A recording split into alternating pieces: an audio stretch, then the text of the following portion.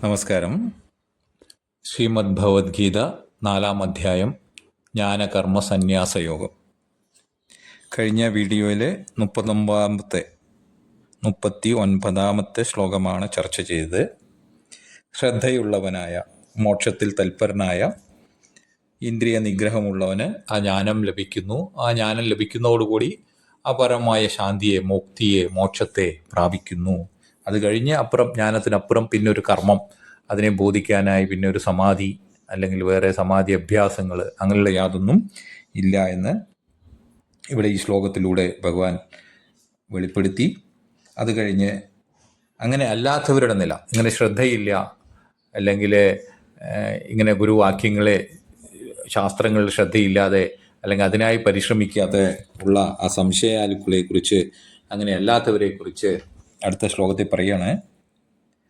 അജ്ഞശ്ച ശ്രദ്ധജാനശ്ച സംശയാത്മാ വിനശ്യതി നായം ലോകോസ്തി ന പരോ ന സുഖം സംശയാത്മനഃ. അജ്ഞഃ അശ്രദ്ധദാനഃ ച. അജ്ഞൻ, അറിവില്ല, ഇതിനെക്കുറിച്ചൊന്നും അറിവില്ല, തത്വബോധത്തെക്കുറിച്ചൊന്നും വിവേകമില്ല, അല്ലെങ്കിൽ കർമ്മയോഗത്തെക്കുറിച്ചൊന്നും ശരിയായി മനസ്സിലാക്കുന്നില്ല. പുണ്യകർമ്മങ്ങളൊക്കെ ചെയ്യുന്നുണ്ട്, പക്ഷെ കർമ്മയോഗത്തെക്കുറിച്ചൊന്നും അറിവില്ല. അശ്രദ്ധയുണ്ട്. അശ്രദ്ധ എന്ന് പറഞ്ഞാൽ ഇതിലൊന്നും സത്യബുദ്ധിയില്ല, നാസ്തികൻ. ഇതൊക്കെ പഴയ ആൾക്കാരുടെ പഴയ കാര്യങ്ങളാണ്, ഇതൊന്നും ഇന്നത്തെ കാലഘട്ടത്തിന് ചേർന്നതല്ല എന്നറിയുന്നു. അല്ലെങ്കിൽ ലൗകികമായിട്ടുള്ള കാര്യങ്ങൾക്ക് വേണ്ടി മാത്രം ഭക്തിയെ കൊണ്ടു നടക്കുന്നവർ, അമ്പലങ്ങളും മറ്റുള്ളവിടെ ഓടി നടന്നു പോകുന്ന, സ്വന്തം കാര്യങ്ങൾ നേടാൻ വേണ്ടി സ്വാർത്ഥ ബുദ്ധി, അവരെയും കൂടി നാസ്തികർ തന്നെയെന്ന് വിളിക്കുന്നത്. ശരിയായ തത്വബോധത്തെ അറിയാത്തവരെന്ന് തന്നെയാണ് വിളിക്കേണ്ടത്. എങ്കിലും അവരും ഭക്തരന്നെ. ആർത്തൻ, അർത്ഥാർത്ഥി, അങ്ങനെയൊക്കെ പലതരത്തിൽ പറയുന്നുണ്ടല്ലോ. ആർത്തൻ, അർത്ഥങ്ങൾക്കായിക്കൊണ്ടുള്ള ഭക്തി. അതുപോലും ഇല്ലാതെ ചിലവരുണ്ട്, നാസ്തികന്മാർ. അങ്ങനെയുള്ളവരും സംശയാത്മാ വിനശ്യതി, ഈ സംശയിച്ചു കൊണ്ടിരിക്കുന്നവരും നശിക്കുന്നു. ഇതിലെല്ലാം സംശയമാണ്, ഇതൊന്നും ശരിയോ തെറ്റോ എന്നുള്ളതൊന്നും അറിയില്ല. അപ്പോൾ ഈ സംശയം കൊണ്ട് അജ്ഞനും അശ്രദ്ധസാനുമായ സംശയാത്മാ വിനശ്യതി, നശിക്കുന്നു. സംശയാത്മനഃ അയം ലോകഃ പരഃ ച നാസ്തി. ഈ ലോകവുമില്ല, ഈ ലോകത്ത് ശാന്തി, സമാധാനം, ആത്യന്തികമായ ദുഃഖനിവൃത്തി എന്നുള്ള ഇവിടെയില്ല. ഇവിടെ ഈ ഒഴുകുന്നു ഇങ്ങനെ ഈ ലോകത്തിൻ്റെ ദുഃഖമയമായി.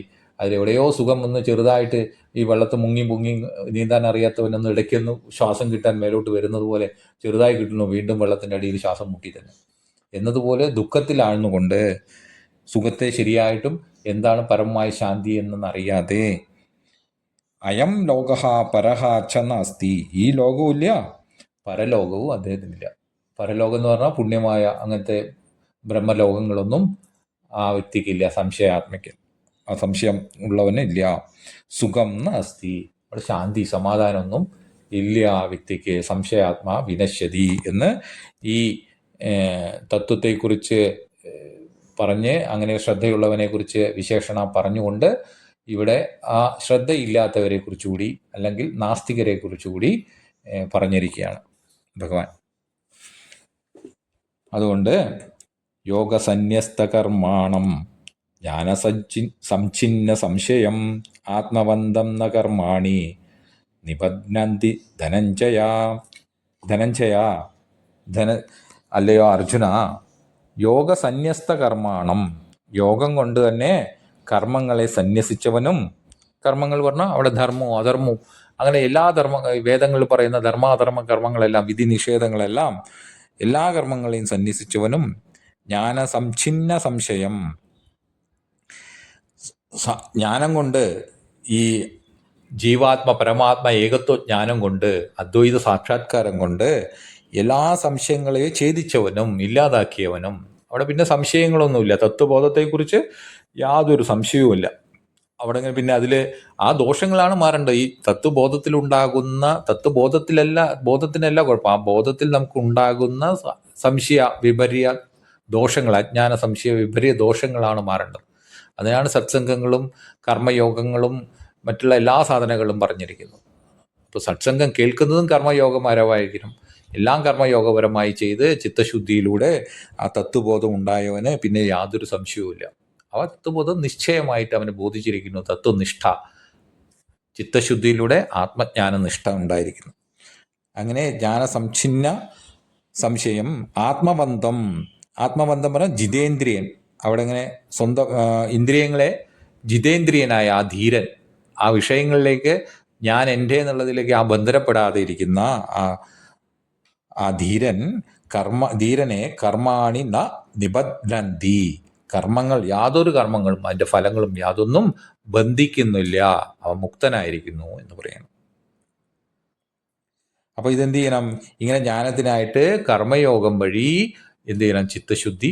ചിത്തശുദ്ധിയിലൂടെയാണ് ഈ എന്തുണ്ടാകുന്നത്? ഈ ജ്ഞാനത്തിൻ്റെ ഒപ്പം ആ കർമ്മയോഗത്തിൽ ആത്മബോധം വേണമെന്ന് പറഞ്ഞു. ഈശ്വരബോധത്തോടു കൂടിയാണ്, ഈശ്വര വിശ്വാസമല്ല എന്നുള്ളത് നമ്മൾ കർമ്മയോഗം എന്നുള്ള ഒരു 3-ാം അധ്യായത്തിൽ നമ്മൾ ചർച്ച ചെയ്യുകയുണ്ടായി. 2-ാം അധ്യായത്തിൽ അതൊന്നു അവിടെ നമ്മൾ ചർച്ച ചെയ്യുകയുണ്ടായി. ഈശ്വരബോധം, ഈശ്വരവിശ്വാസമല്ല, ഈശ്വരബോധത്തിൽ, അതായത് ഈ ആത്മബോധത്തിൽ തന്നെ അതിൻ്റെ ഉറപ്പിനായി അതിൽ നിന്നുകൊണ്ട് തന്നെ കർമ്മയോഗം അനുഷ്ഠിക്കുന്ന കർമ്മയോഗിക്ക് ചിത്തശുദ്ധി ദ്വാര ആ ഈശ്വരബോധത്തിലെ വ്യക്തത അല്ലെങ്കിൽ നിശ്ചയം അല്ലെങ്കിൽ തത്വബോധം അല്ലെങ്കിൽ മോക്ഷം സാക്ഷാത്കാരം ഉണ്ടാകുന്നു എന്ന് പറഞ്ഞിരിക്കുന്നു. അതോടുകൂടി അടുത്ത ശ്ലോകത്തോടുകൂടി 4-ാം അധ്യായം ഇവിടെ അവസാനിക്കുകയാണ്. അവിടെ ഭഗവാൻ ഇതിനെ ഉപസംഹരിക്കുകയാണ്. തസ്മാദജ്ഞാനസംഭൂതം ഹൃസ്തം ജ്ഞാനാസിനാത്മനഃ ചിത്വൈനം സംശയം യോഗം ആദിഷ്ടോത്തിഷ്ട ഭാരത. ഭഗവാൻ പറയണം, എങ്ങനെ യുദ്ധങ്ങളൊന്നും ധർമ്മമായിട്ട് വന്നു ചേർന്ന ആ യുദ്ധത്തെ ചെയ്യാതെ ഭിക്ഷാടനം മതി എനിക്ക് എന്ന് പറഞ്ഞ് പരധർമ്മത്തെ സ്വീകരിച്ച് യുദ്ധത്തിൽ നിന്നും പിന്മാറി നിൽക്കുന്ന അർജുനോട് പറയാണ്, അല്ലയോ അർജുന, തസ്മാത് അതുകൊണ്ട് എന്ത് വേണം? ജ്ഞാനാസിന, ജ്ഞാനമാകുന്ന വാളുകൊണ്ട്, ജ്ഞാനമാകുന്ന വാളുകൊണ്ട്, ഈശ്വരബോധം ആത്മബോധം കൊണ്ടുള്ള ആ വാളുകൊണ്ട്, അജ്ഞാനസംഭൂതം ഹൃസ്തം ആത്മനയേനം ചിത്വ, അജ്ഞാനഭൂതം സംഭൂതം അവിവേക, ഞാൻ അറിവില്ലായ്മ കൊണ്ടുണ്ടായത് സംഭവിച്ചത്, ഹൃസ്തം മനസ്സിലിരിക്കുന്ന, ഹൃദിയിലിരിക്കുന്ന മനസ്സിലിരിക്കുന്നതുമായ ആത്മനഹ ഈ സംശയത്തെ തൻ്റെ തന്നെ ഈ സംശയം, ആത്മനഹ ഏനം, ഈ തൻ്റെതായ ഈ ഏനം, ഈ സംശയത്തെ, തൻ്റെതായ ഈ സംശയത്തെ ചിത്വ ഛേദിച്ചിട്ട്. അപ്പൊ എന്തുകൊണ്ട്, എന്താകുന്ന വാളുകൊണ്ടാണ് മുറിക്കേണ്ടത്? ആത്മജ്ഞാനമാകുന്ന ജീവ പരമാത്മ ഏകത്വ ജ്ഞാനം കൊണ്ട് ഈ സംശയത്തെ ഇല്ലാതാവും. അങ്ങനെ ഇല്ലാതാക്കിക്കൊണ്ട് യോഗം ആദിഷ്ട ഉത്തിഷ്ഠ, യോഗത്തെ അനുഷ്ഠിച്ചാലും, യോഗത്തെ അനുഷ്ഠിച്ചാലും, ഏത് യോഗത്തെ? കർമ്മയോഗത്തെ, നിനക്ക് വന്നിരിക്കുന്ന ഈ ധർമ്മമായി മുന്നിലിരിക്കുന്ന യുദ്ധത്തെ ഈശ്വരാർപ്പണമായി അതിൻ്റെ ഫലങ്ങളിൽ ബന്ധപ്പെടാതെ നിരാശീരായി, നിർമ്മമനായി, നിസ്സംഗനായി ഈ കർമ്മത്തെ, സ്വന്തം ധർമ്മത്തെ കർമ്മയോഗപരമായി തന്നെ ആചരിക്കാനായി ഉത്തിഷ്ഠ എഴുന്നേൽക്കൂ.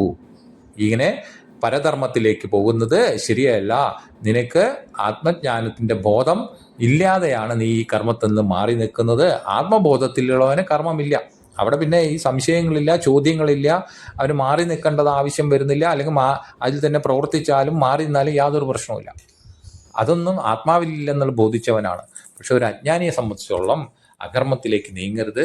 ധർമ്മമായ കർമ്മത്തെ, നിയതമായ കർമ്മത്തെ അതിൻ്റെ ഈശ്വരാർപ്പണമായി, അതിൽ സംഘം ത്യക്ത്വ, അതായത് ഫലങ്ങളെ ത്യജിച്ചുകൊണ്ട്, ഫലത്തിൽ ആശകളില്ലാതെ, ഫലങ്ങളെല്ലാം കർമ്മത്തിന് ഫലങ്ങളുണ്ടാവും, അപ്പം അതിനെ ആശിക്കേണ്ട ആവശ്യമില്ല. അപ്പോൾ എൻ്റെ ഞാൻ എന്നുള്ള വെച്ച് ആ ആശകളില്ലാതെ ആ കർമ്മങ്ങളെ ഈശ്വരാർപ്പണമായി അഹന്തയെ ഈശ്വരന് സമർപ്പിച്ചുകൊണ്ട് ആ യോഗത്തെ അനുഷ്ഠിച്ചാലും അതിനായി ഉത്തിഷ്ഠ എഴുന്നേൽക്കൂ എന്ന് ഭഗവാൻ ഇവിടെ അജ്ഞാന നിവൃത്തിക്കായിട്ട് ധർമ്മ സംസ്ഥാപനാർത്ഥം ഭഗവാന്റെ ഉപദേശം 4-ാം അധ്യായം ഇവിടെ ഉപസംഹരിക്കുകയാണ്.